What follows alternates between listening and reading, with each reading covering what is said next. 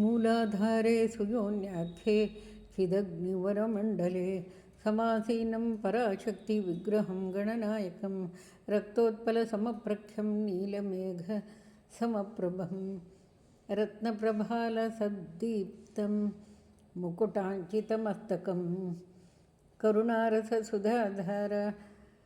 स्रवदक्षित्रयान्वितम् अक्षिकुक्षिमहावक्षः गण्डशोकाधिभूषणं पाशाङ्कुशेक्षुकोदण्ड पञ्चबाणलसत्करं नीलकान्तिघनीभूता नीलवाणीसुपार्श्वकं सुत्रिकोणाख्यनीलाङ्गरसस्वादन तत्परं पत्न्यालिङ्गतवामाङ्गं सप्तमातृनिषेवितं ब्रह्मविष्णुमहेन्द्रादिसम्प्रपूजितपादुकं महद्वयपदोवाच पादुकामन्त्रसारकं नवावरणयज्ञाख्यवरिवस्याविधिप्रियं पञ्चावरणयज्ञाख्यविधिसम्पूज्यपादुकम् अखण्डकोटिब्रह्माण्डमण्डलेश्वरमव्ययं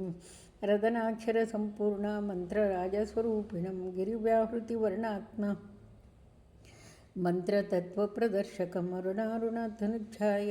महाकामकलात्मकं महागोप्यमहाविद्या प्रकाशितकलेभरं चिच्चिवं चिद्भवं शान्तं त्रिगुणादिविवर्जितम्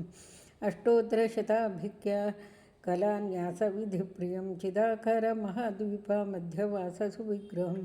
चिदब्धिमथनोत्पन्ना चित्सारघनविग्रहं वाचामगोचरं शान्तं शुद्धचैतन्यरूपिणं मूलकन्दस्थचिद्देशं नवताण्डवपण्डितं षडम्बुरुह संस्थायी परचिद्व्योमभासुरम् अकारादिक्षकारान्तवर्णलक्षितचित्सुखम् अकाराक्षरनिर्दिष्टप्रकाशमय विग्रहम् हकाराख्यविमर्शात्मा प्रभादीप्तजगत्त्रयं महाहंसजपध्यानविधिज्ञातस्वरूपकं सदोदितमहाप्रज्ञाकारं संसारतारकं मोक्षलक्ष्मीप्रदातारं कालातीतमहाप्रभुं नामरूपादिसम्भिन्न नित्यपूर्णचिदुत्तमं प्रत्यग्भूतमहाप्रज्ञागात्रगोचरविग्रहं महाकुण्डलिनीरूपं षट्चक्रनगरेश्वरम् अप्राकृतमहादिव्यचैतन्यात्मस्वरूपिणं नादबिन्दुकलातीतं कार्यकारणवर्जितं षडम्बुरुहचक्रान्तः स्फुरत्सौधामिनी प्रभं तत्त्वमस्यादिवाक्यार्थपरिबोधनपण्डितं ब्रह्मादिकीटपर्यन्तव्याप्तसंवित्सुधारसम् इच्छाज्ञानक्रियानन्द सर्वतन्त्रस्वतन्त्रिणं हृदयग्रन्थिभिर्विद्यादर्शनोत्सुकमानसं पञ्चकृत्यपरेशानं महात्रैपुरविग्रहं